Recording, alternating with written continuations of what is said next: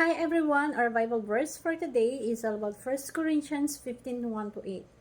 And sabi dito, "Now brothers and sisters, I want to remind you of the gospel I preach to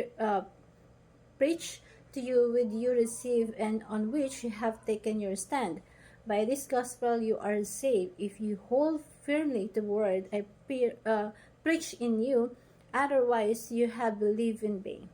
For I pass on you as for the first importance, that Christ died for our sins according to the Scriptures, that he was buried, that he was raised on the third day according to the Scriptures, and that he appeared to Cospa, and then to the 12. After that, he appeared to more than 500 of the brothers and sisters at the same time, most of whom he will still are living.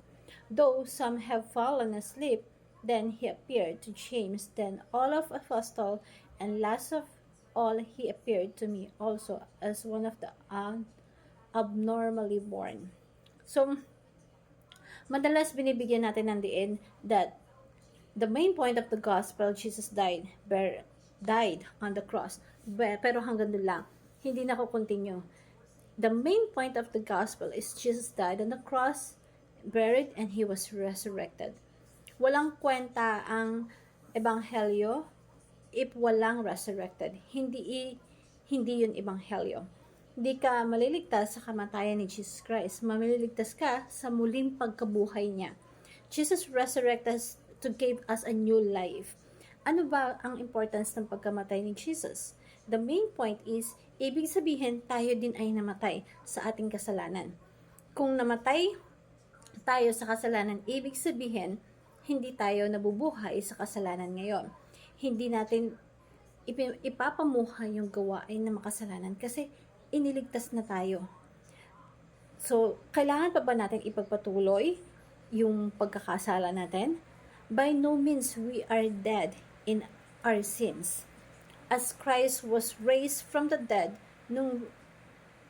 now we have to live a new life.